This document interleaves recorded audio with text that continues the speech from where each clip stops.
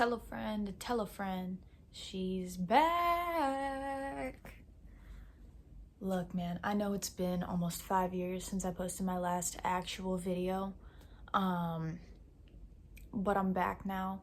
I'm older now. I got some more stories. I don't know if anybody remembers, but I used to do story times.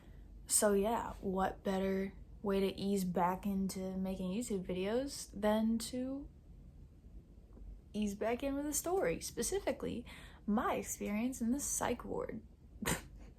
Before the video, before the story time, I want to address something, right? Sticks and Stones, my song, is my voice. It is my lyrics. It was mixed by my friend. Please, if you haven't listened to it, go listen to it. Leave a like, leave a comment, subscribe. Do what you want to do.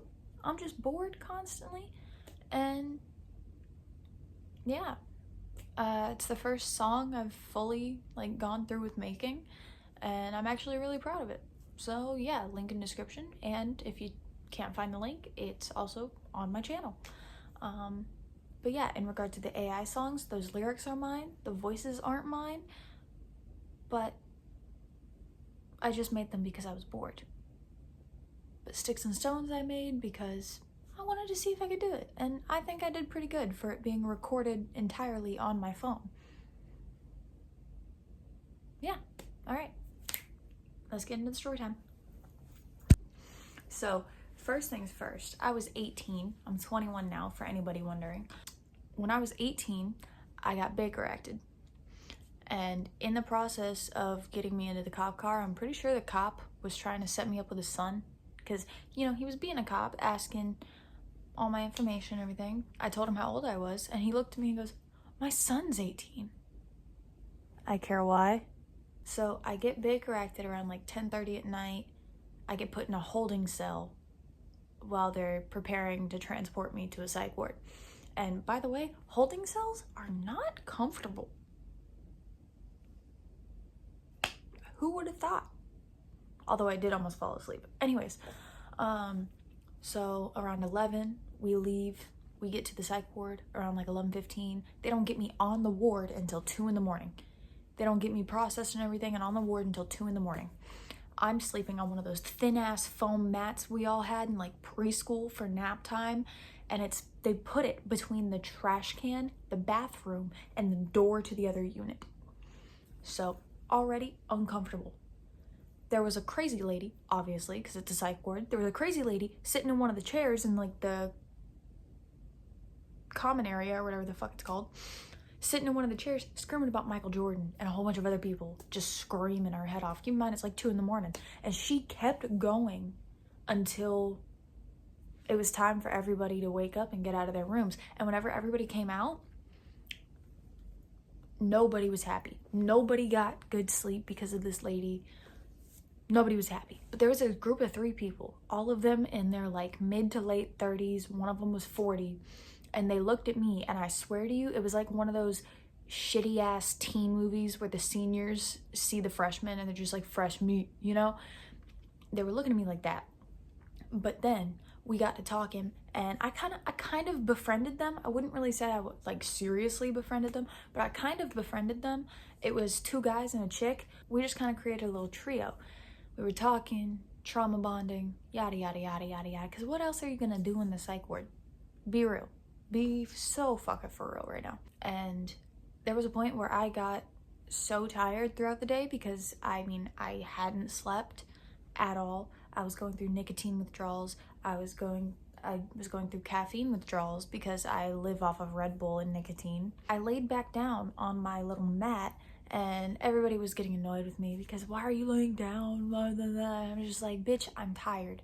Okay, you didn't get me on this unit until 2 this morning, and I didn't even get any sleep because you got that lady screaming about Michael Jordan.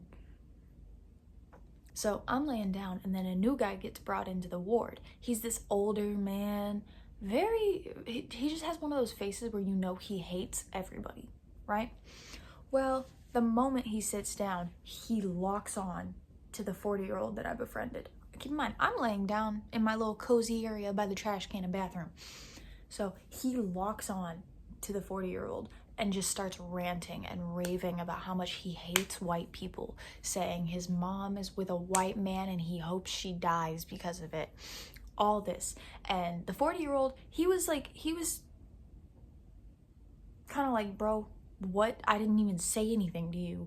Like, he was kind of just like trying to back away from it, but the guy just kept persisting and kept persisting and kept persisting. And I don't know what happened next because I fell asleep, but I was woken up by the 40-year-old yelling at the old man. So I got up and I had to like push him away. I was like, dude, you do not want to do this. You're literally scheduled to get out of here in like 2 days. Okay, you do not want to do this. Just back up. He is not worth it. And surprisingly, the guy listened to me. Well, that same day, that old man got moved to the middle ward, which is where the patients who can't really be with like general population, I guess you could say, like the violent or aggressive patients are moved. And the old guy was moved there. Things got peaceful in the adult ward again. So that same day, one of the guys in the little trio was scheduled to leave. And while he was waiting to be picked up, he was telling us this story about how when he was 18, he got a tramp stamp on the spring break because his friends did too. And it wasn't the tramp stamp that was the problem, right?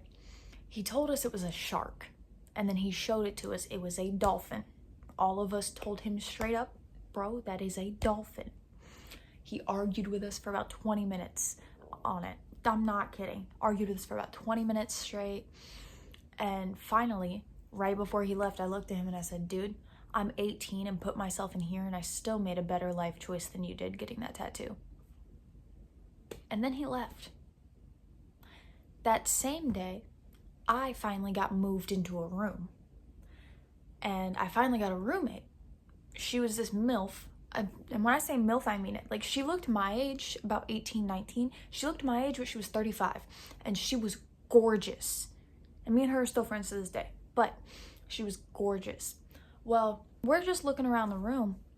And I find a pen under my mattress. But it's not a pen. No, not anymore. No, it's a shank now. Kind of crazy. But I turned the shank over to the nurses and everything. And then that was about it for the first day. Second day, I got woken up and called to go talk to the doctor about why I'm in there, my medications, yada, yada, yada. And the doctor was a grade A bitch. Like, oh my God. So I get in the office, the doctor's over here asking me all these questions, you know, like they do. She's asking me all these questions, and then she proceeds to tell me why I'm in there as if I didn't Baker Act myself. Like, bitch, I know why I'm in here. Why are you sitting here trying to explain it to me? I know why I'm in here. But I was in this woman's office for 3 hours arguing with her. I missed breakfast. I missed lunch. I get back. There's one plate of cold taco salad waiting for me. Cold taco salad. I don't even like taco salad, let alone cold taco salad. So I barely ate that day. But the rest of the day goes by smoothly. We're all talking, hanging out, doing activities, yada, yada, yada.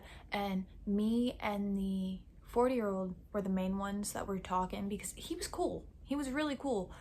But he was hitting on me constantly. And when I say hitting on me constantly, I mean constantly. He told me that whenever he got out, I better still have that sexy ass red hair. Bro, keep in mind, I was 18 at the time. You're shitting me, right? Like, no. Back up, bibbidi-bobbidi, back the fuck up. No, thank you. But anyways, the second day went by smoothly, aside from the doctor being a bitch. Well, then the third day comes around. The third day, the MILF, my roommate, was freaking out because she was scared. She regretted putting herself in there. She was like just, you know, ball of fear and anxiety and yeah. So she clung to me. like a koala. Then I get called into the doctor's office again. I end up kissing the doctor's ass because I want out. I want out. I don't want to deal with this anymore.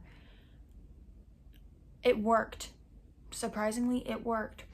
So later that day, my mom came and finally got me. Well, as I was going to leave, the MILF was so scared and so attached to me at that point that she was like trying to leave with me. They wouldn't let her, obviously, but I just thought it was crazy. The 40-year-old repeated his sentiment of, when I get out, you better be single and you better have that red hair still. No, I actually buzzed my head maybe a month after that happened, so definitely not. But yeah, it was crazy. I honestly kind of wish I kept the socks. Is that bad to say? I kind of wish I kept the socks, but it's whatever. I mean, I still got the memories.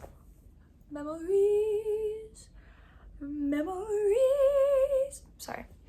But yeah, that was a brief summary of my experience at the psych ward. Yeah, that was a brief recollection of my psych ward experience. Crazy 2.5 days. Really crazy 2.5 days. But I'm back now. As I said, I'm back now. Like, subscribe, comment, do whatever you want to do. I don't care. Share. I don't really care. Like, I'm just here to vibe, man. But I will see you next time.